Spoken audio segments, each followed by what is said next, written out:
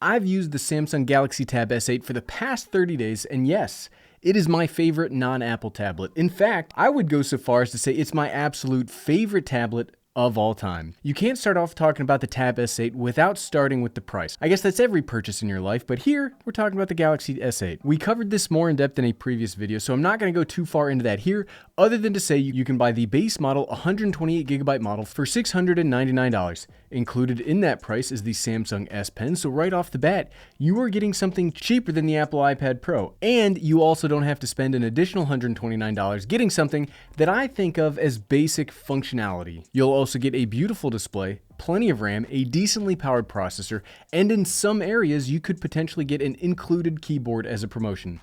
That's how I got this keyboard. Bringing part of the conclusion forward, I wouldn't upgrade from the base model. Almost $100 for 128GB more, bringing you to 256GB. That's pretty rough. That's like an Apple amount of money for a small space boost that most people probably won't use. And one of the major benefits of said Tab S8 is you get an expandable media slot, so you could take that almost $100 you would have spent on storage and get 1TB of extra storage on a micro SD card for about the same amount. It's a little more expensive than $100, but it's not that much more expensive. And I really enjoy expandable media slots. Spoilers, but I've liked this thing so much that it's actually my travel computer right now. I didn't say tablet, it's my actual travel computer, and I've been taking this with me all over the place because of the things that I've liked about it. That's not exactly a good or bad for the video, it's just something that I've been holding in for the past few weeks and I've really wanted to get it out. Even with all that excitement, let's start off with the things that I've disliked. There's not very many things I dislike about this tablet. The biggest one is I can't use it to text people. Yes, you can do that if you get the cellular model, or you can do that, I believe, with certain features inside of other Samsung devices if you're using a bunch of their products together, much like the Apple ecosystem.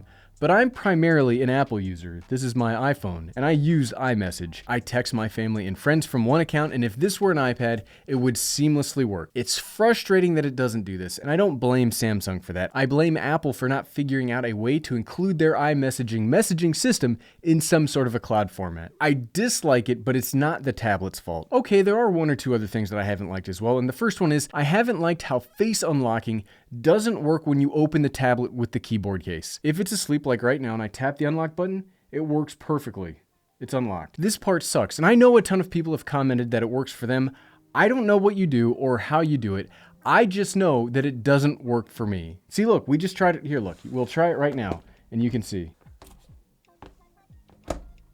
See, it always doesn't work. The fingerprint unlocking works fine and I'm very happy with it. I imagine this is a software problem and an easy fix for Samsung if they wanted to implement one. And the last thing I've disliked isn't something that's happened yet, it's something in the future. Samsung has only promised 4 years of updates for this tablet. That sounds like a lot, right? And sure, it's a lot for Samsung, but people like to hold on to their tablets for as long as possible, and over in Apple land, you get 7+ years of updates without even them really needing to advertise it. I am hopeful that because this processor is very new and very powerful, maybe we'll get more years of support here, but I wouldn't buy it expecting that to happen. So that's it for the dislikes. There's not that many of them, and the ones that there aren't really the tablet's fault, and that shouldn't be too surprising, right? I've got a ton of other iPads and a ton of other computers that I could be using, but this is the one that I've been taking with me and using daily, so it has to have done at least a couple of things right. The first thing that I've liked about the Tab S8 over the past 30 days is this keyboard. I really like this keyboard case. It's got the best set of keys that I've ever seen on a mobile device's typing platform. It's better than the keys from the Magic Keyboard from Apple, and it's way better than the Smart Folio keyboard from Apple, which is more of like its price equivalent. The only thing I wish was that this had some kind of a trackpad option, because the Magic Keyboard equivalent from Samsung isn't freestanding, and I like using my tablet while sitting down, so if the keyboard case can't work from my lap, it's not something that I'll use. The base here is solid, the keys are great, and I like that the little spot that it's got on back for the S Pen to sit. In fact, you can have the S Pen be ready on the back here, or if you are putting the tablet in a backpack, there is also a spot hidden right under here. I love it. I'm not sure if I would have liked this as much if I had to pay for it. I did get it on the pre-order promotion for free, so maybe my enthusiasm would be dampened if I had to pay over $100 for it. So I guess we'll never know. The next thing I've liked is the S Pen. Holy crap.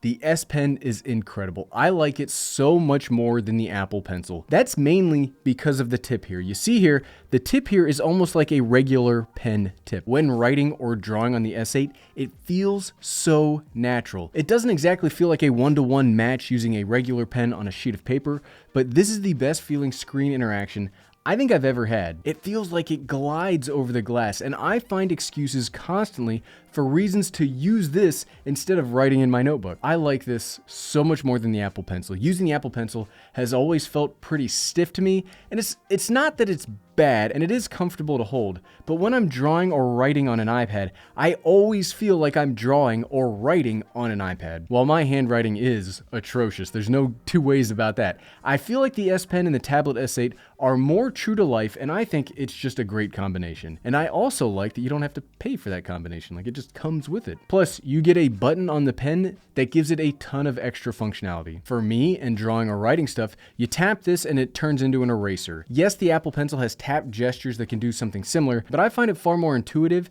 to use an actual button instead of a tap. And depending on the app you're using, you can customize this in any number of ways. You can take pictures with this, you can do all sorts of cool things. I really like this, and again, you don't have to pay for it. If that isn't the triple crown of winning, I don't know what is. The next thing that I've really liked is the ease of use. That might sound like a weird thing because of course it's a tablet. It's easy to use, right? I mean, you tap on the screen for what you want to happen. It's not rocket science, Gary. But I've been using Apple for a few years now, and as I'm thinking about it, I don't think I've ever really used a non-Apple tablet before. I don't really like Android on phones, so the thought of it on a tablet made me kind of nervous when I initially purchased this. But in the past month, it's been really seamless to get all of my apps up and running, and everything works great. Personally, I mean, that's not saying much. I only use a few key apps anyway, so it's not like I've had to custom code crazy stuff to make it work, but the seamlessness of it has been a huge benefit for me, and it has made it really easy for me to recommend this to other people. I also really like how the front-facing camera is laid out.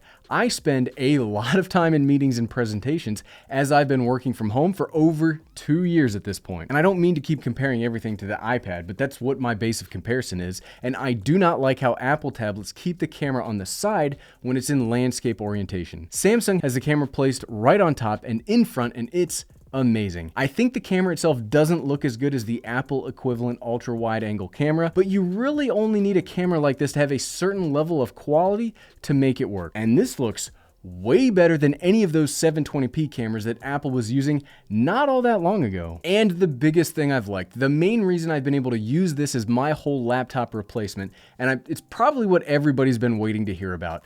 That's Samsung DeX. Yes, in the 1 week later video, I talked about how much I like DeX. That hasn't exactly changed, but what has changed is how much more I like it now. I don't know that I could use a tablet personally anymore that only operates in tablet mode. DeX on this device takes it and makes it a computer when you need a computer. This buys you a couple of things. Yes, you can plug it into a monitor and get a little computer that works honestly about as well as most folks need a computer to work. You can multitask, run apps, pair a mouse and a keyboard. It can do 100% of what I use my work laptop to do.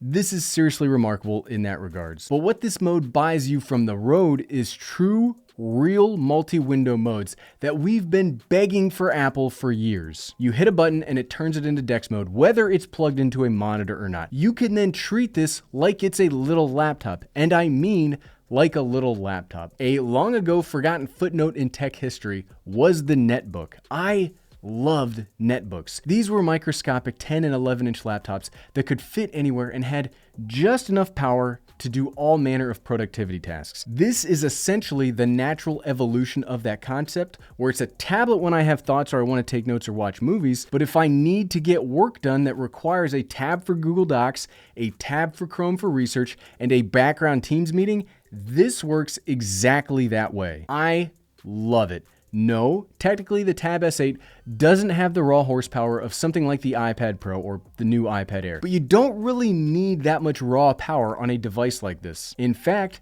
the iPad Pro, and that newest iPad Air, those have the highest end processor, not because they need it, but because Apple is able to upgrade the power of their overall lineup without spending money on development. And since they don't have to develop a dedicated processor, that saves them a ton of money. And we still really haven't hit what any of these mobile processors can do because apps on both platforms are so hyper optimized. And if you like this video and you want to see a more direct comparison between the Tab S8 and the powerful iPad Pro, here's a link to my video comparing both of them, and you can find it by clicking right here. Click, click, click, click, click, click, click. Thanks for watching.